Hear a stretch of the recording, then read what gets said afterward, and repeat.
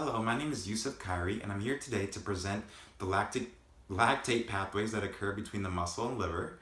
So lactate is produced in skeletal muscle and converted to glucose in the liver and transported back to skeletal muscle, thus closing what's called the Clory cycle. So glucose goes from lactate back to glucose. Skeletal muscle produces lactate even at rest, although at a lower rate. The Clory cycle or glucose-lactate cycle demonstrates the existence of cooperation between the skeletal muscle working under low oxygen conditions and the liver. This cycle can be described through the conversion of lactate to glucose by gluconeogenesis, and the diffusion of glucose from hepatocytes into the bloodstream, by which it is transported back to the skeletal muscle cells, thus closing the cycle. So the Clory cycle links gluconeogenesis with anaerobic glycolysis. In the same cell, regardless of the cell type, these metabolic pathways are not very active simultaneously. Glycolysis is more active when the cell requires ATP. When demand for ATP is low, gluconeogenesis in those cells where it occurs is more active. The Clory cycle occurs between two different types of cells, the liver and muscle cells. So next I'm going to get into kind of the steps of the Clory cycle. So the Clory cycle involves pyruvate plus NADH plus H plus converting into lactate plus NAD plus. So you'll see that over here. So what I mainly also want to point out is that skeletal muscle, particularly fast twitch fibers, contain a reduced number of mitochondria. Under low oxygen conditions, such as during intense exercise, this produces a significant amount of lactate.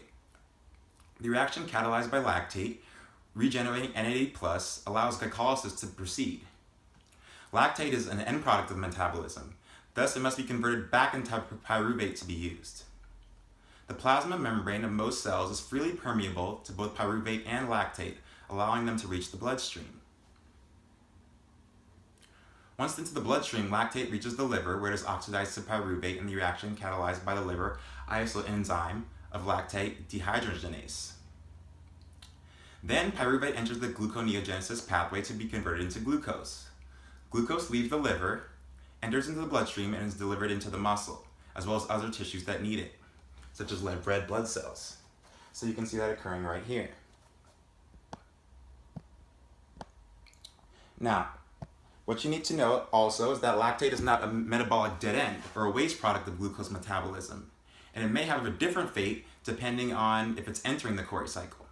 So for example, if skeletal muscle during recovery following an exhaustive exercise, when oxygen is available, such as when you're at rest, or if the exercise is a low intensity, lactate is reoxidized to pyruvate due to the NAD plus availability.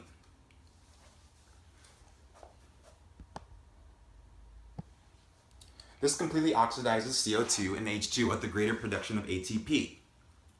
And this occurs in anaerobic conditions. In these conditions, energy is stored in NADH and released, resulting in an average of 2.5 ATP per molecule of NADH.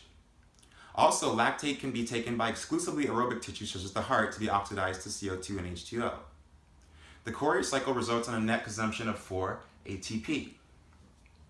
The gluconeogenesis portion of the cycle contains 2 GDP or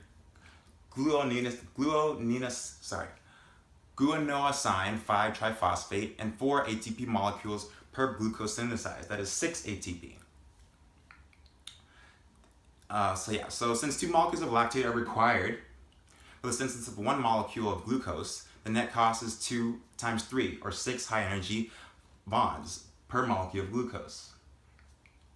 The glycolytic leg of the cycle produces only 2 ATP per molecule of glucose.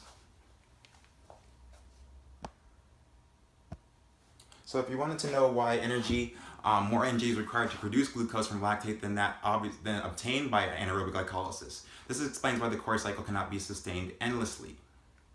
So basically, you can't sustain it endlessly because it requires more energy to produce glucose in an anaerobic glycolytic state.